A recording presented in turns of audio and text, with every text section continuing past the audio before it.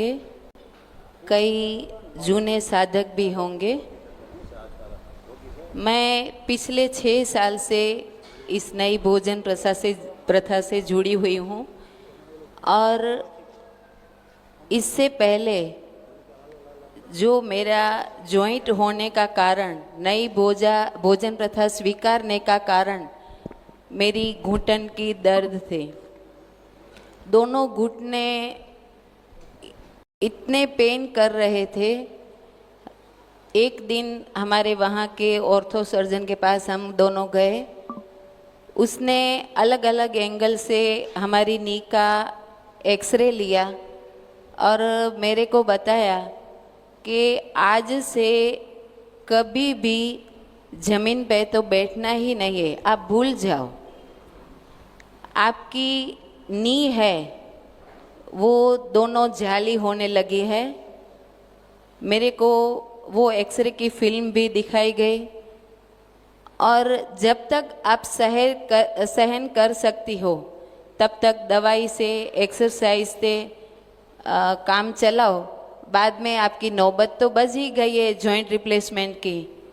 और ऐसा उसने बताया। कुछ प्रिस्क्रिप्शन में दवाई लिख दी, कैल्शियम की, पेन किलर की, और उसकी साइड इफ़ेक्ट से जो एसिडिटी होनी थी उसकी भी दवाई लिख दी थी, लेकिन मैंने एक भी गोली खाई नहीं। मेरा भांजा अहमदाबाद में रहता था, उसने पहले मेरे को बताया था कि मासी ये कुछ नई सिस्टम निकली है, वो आपके लिए काम की है, क्योंकि मैं नेचुरोपैथी में, नेचर में मानती थी।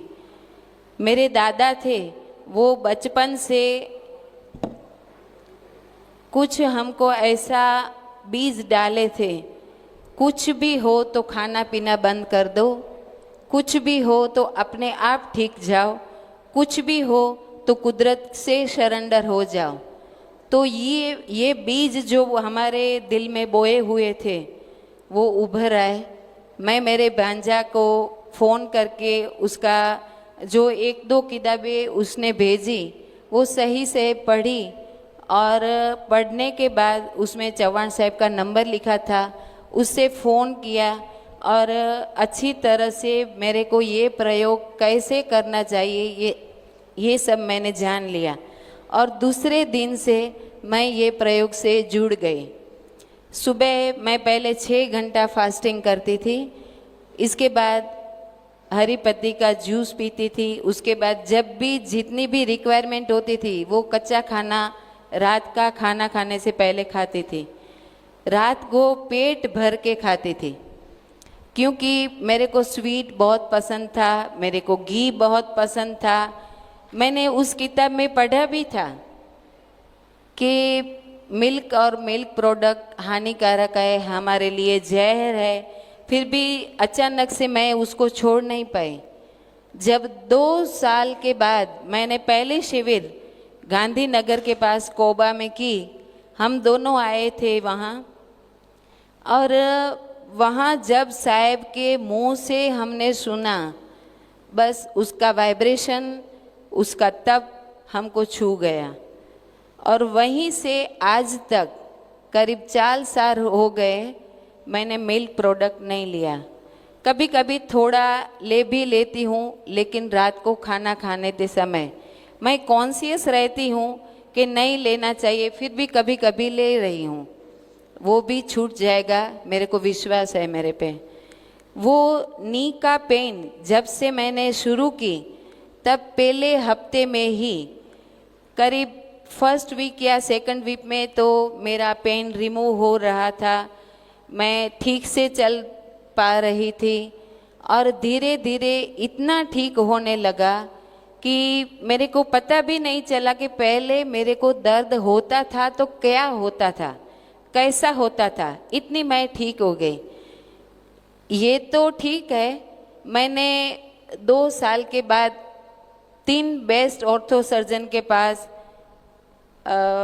मैंने फिर से चेकअप करवाया।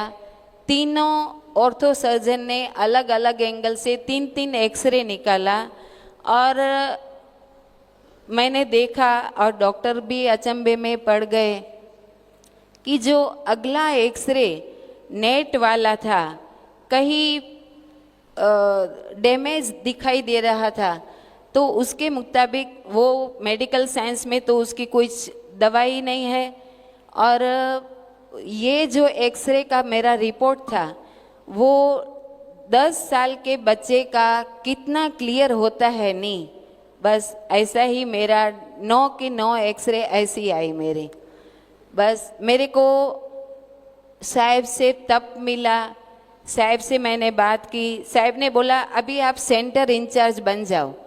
मेरा कच्छ से कोई भी फ़ोन आएगा जिसको जॉइंट रिप्लेसमेंट का दर्द है, मैं उसको आपके पास रिफ़र करूँगा, आप उसको ठीक से समझाना और उसको ठीक करना। बस इसी दिन से मैं ये सेवा में जुड़ गई हूँ।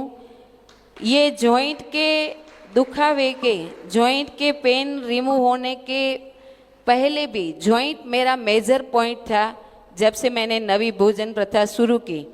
इसके अलावा भी मेरे को कितनी सारी तकलीफ़ें थी। मेरे को मणके का दर्द था, 2 मणके के बीच में जो गादी होती थी वो घिस गई थी, गैप हो गया था, वो भी ठीक हो गया। कब ठीक हो गया ये मेरे को आज तक पता भी नहीं चला। मेरी जो रिस्ट है, कांडा हम गुजराती में बोलते हैं, वो भी ऑर्थो के पास मैं गई थी जब सीवियर पेन था मेरे को, तो उसने भी उसके लिए भी ऑपरेशन के लिए कहा था कि जो इसमें वेन पास हो रही है, घरेड़ी गुजराती में बोलते हैं, हिंदी में क्या बोलते हैं मेरे को पता नहीं, वो जो घरेड़ी है वो उसमें से जो वेन पास हो रही है, वो घरेड़ी है वो इतनी छोटी हो गई है, सांकड़ी हो गई है कि उसमें से वेन ठीक से पास नहीं हो रही, ब्लड सर्कुलेशन आपका नहीं हो रहा है ठीक से। तो सीवियर पेन था, उसका एक ही इलाज था उसके पास, ऑपरेशन। मैंने कहा ऑपरेशन से आप क्या करोगे? तो उसने बोला मैं ये यहाँ चमड़ी काट के घरेड़ी को काट दूंगा। मैंने बोला बाद में, तो वो काट के रख दूंगा अंदर और आपकी जो वेन पास हो रही है तो वो फ्री हो जाएगी, ब्लड सर्कुलेशन ठीक से पास होता रहेगा और आपको शायद दिक्कत नहीं आनी है। मेरे को शायद शब्द सुनना आज भी पसंद नहीं है, पहले भी पसंद नहीं था। जो होना है वो नक्कर बातें होनी चाहिए, कुछ डाउट्स वाली बात मेरे को जन्म से आज तक पसंद ही नहीं है। होता है तो ठीक है, ये ठीक वाली बात मेरे को अभी तक पसंद नहीं है और कभी भी मैं पसंद करने वाली नहीं हूँ। तो मेरा मणके का दर्द भी ठीक हो गया, मेरी रिस्ट की ऑपरेशन से मैं भी बच गई, मणके के ऑपरेशन से भी मैं बच गई। काफ़ी साल से मेरा बेटे का जन्म हुआ, 30 साल का है अभी मेरा बेटा, तो उस प्रेगनेंसी के टाइम पे मेरे को पाइल्स का प्रॉब्लम हो गया था। उसके लिए भी मेरे को डॉक्टर ने ऑपरेशन के लिए बोला था, वो भी कब छू मंतर हो गया मेरे को आज तक पता नहीं है। और इससे तो कई छोटे जो हमको, तो सबके लिए सबके पास हम जब बातें करते थे ना तो सब बता रहे थे जब हम 40+ हो जाते हैं तो कुछ न कुछ तो आ ही जाता है, प्रेशर भी लग जाता है, शुगर भी आ जाता है, कोलेस्ट्रॉल भी आ जाता है। वो मेरे को सुनना ठीक नहीं लगता था। क्यों आए? हमारे जीने के तरीके हम बदलेंगे तो आने वाले दर्द भी रिमूव होना ही चाहिए। और इसके लिए मैंने ये नई भोजन प्रथा का स्वीकार किया, अच्छी तरह से पूरी सरेंडरता से मैं उससे जुड़ गई और आज परिणाम आप देख रहे हो। मैं महीने में 10 निर्जला करती हूँ, फिर भी 2 टाइम गरबा लेती हूँ, मेरे को कुछ प्रॉब्लम नहीं होता। और मेरे घर भगवान कसौटी कर रहा है या आपको दिखाने के लिए हो रहा होगा पता नहीं, जब भी मेरा निर्जला होता है तब मेरे घर मेहमान होते ही हैं। तब मेरी दिवाली की सफाई की बाई भी तभी आती है जब मेरा नवरात्रि का उपवास होता है तब। फिर भी मेरे को कुछ फर्क नहीं पड़ता। मैं आपसे यही विनंती करती हूँ, आप सरेंडर हो जाओ। किसके सरेंडर होना है? साहिब से नहीं। साहिब तो हम सबको बता रहे थे डोंट फॉलो मी, आप अपने इष्ट देव से स्मरण करके जुड़ जाओ, इसमें कोई शंका नहीं। जो खुद का रोग नहीं मिटा सकता ऐसे डॉक्टर से हम सरेंडर हो जाते हैं। भले साहब आप जो कहेंगे वो करेंगे, आप जो बोलेंगे वही करेंगे। वो खुद का रोग नहीं मिटा सकते तो आपका क्या मिटा पाएंगे। तो सरेंडर होके, भगवान से सरेंडर होके, भगवान की शरण स्वीकारने से हमारा कुछ भी अच्छा ही होता है, कुछ शंका करने का कारण नहीं है। अस्तु। બોલ મારે ક્રિકેટરો બોલ મારીને સિક્સ મારે, આપણે આ એનડીએસ પદ્ધતિથી સિક્સ મારીને આગળ લાવી દેવાનો દેશને। અને તમારા બધાયમાં મને હિંમત છે કે તમે બધા અમને મદદ કરશો। કાળુભાઈ બિચારા એકલાથી ન થાય, આપણે બધાએ હિંમત એમને આપવાની છે। કાળુભાઈના ગામ નહીં, હું માવતર છું, આ બધા મારા માવતરમાં હું આવી છું। મારું સાસરું ને એક નામ પણ અમરેલી મારું માવતર છે। મારા બે ભાઈઓ અમરેલીના છે, કાળુભાઈ ને બાલુભાઈ ચૌહાણ, બે મારા ભાઈઓ છે। એક મોટા છે ને એક નાના છે। કાળુભાઈને મેં રસ્તામાં કીધું હતું કે કાળુભાઈ મને તો 3 મહિના થઈ ગયા, મને રોગમાં કાંઈ નથી, જાડી હતી પાડા જેવી, 20 કિલો વજન ઉતાર્યું કાળુભાઈના પ્રતાપે।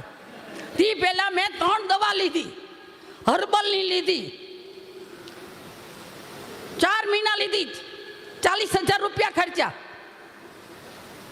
પછી બીજી દવા લીધી દુબળા થવાની, 20,000 ખર્ચા। આમ તો આપણું હિંમત ધરાવવાનું, પણ આપણામાં તાકાત હોવી જોઈએ કે હું નહીં છોડું, હું આ પદ્ધતિ ડીએનની નહીં છોડું। મારા ઘરના બધા એમ કે તમે મમ્મી મરી જાઓ, મેં તું મરવા નથી, અમે જીવવા આવ્યા છે અને બીજાને જીવાડવાની તાકાત આપવા આવ્યા છે। 5 જણા નમાલા થાય ને તો 20-25 નમાલા કરે, પણ 5 પહેલવાન થાય ને, 5 પહેલવાન થાય ને તો સરહદને ગોળીઓ મારી આવે અને દેશને આઝાદ કરે। તો આપણે ભારત દેશને આઝાદ કરવા આવ્યા છે। મારું નામ પ્રેરણાબેન ચંદુલાલ નિંબાર। મારી પરિસ્થિતિમાં હું તમને કહું, મેં આખો દી જિંદગીમાં સેવા જ આવીશ મારા માટે। 10મા ધોરણમાં મારો છોકરો આવ્યો, એને પેરાલિસિસ થયો, એ હાજો હારો કર્યો તો મારા ઘરવાળાને 17 વર્ષ પેરાલિસિસની મેં સેવા કરી। બધા એમ કે આવું ન કરાય, ન કરાય। મેં કીધું મારે કામવાળા નથી રાખવા, મારે જાતે સેવા કરીશ।